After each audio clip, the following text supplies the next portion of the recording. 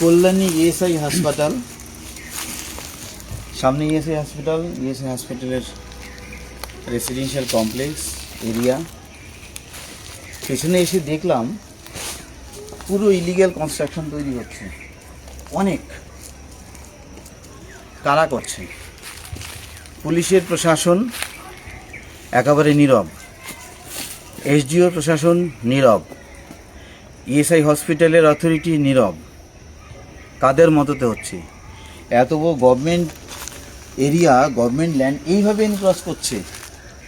এখান থেকে থানা মানে 1/4 কিলোমিটারও না, SDO office 1/4 kilometre, hardly 200 metre হবে।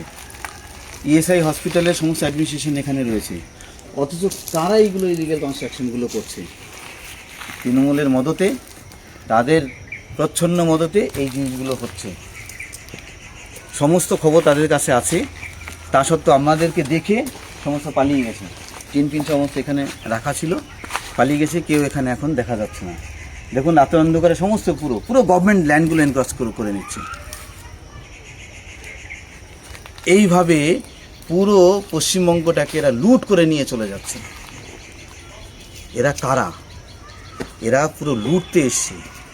কল্যাণীতে যারা নাকি তৃণমূলে যারা নাকি নেতা, তাদের মদত ছাড়া এটা কখনো সম্ভব নয়।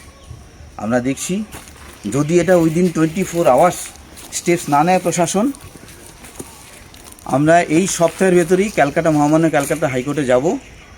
ইলিগ্যাল এই কনস্ট্রাকশানগুলোকে ডেমোলিশ করানোর জন্য আমরা ডাইরেকশন নেব এবং যারা নাকি এর সাথে এই সমস্ত কাজে গভর্নমেন্ট ল্যান্ড এনক্রচমেন্টের সাথে যারা যুক্ত, দে শুড বি প্রসিকিউটেড এবং তাদের এগেন্সে এফআইআর করে তাদেরকে আইনের আওতায় আনাতে হবে। সব পালিয়ে গেছে, দেখে সব এরা পালিয়ে গেছে। কারা করছে এটা?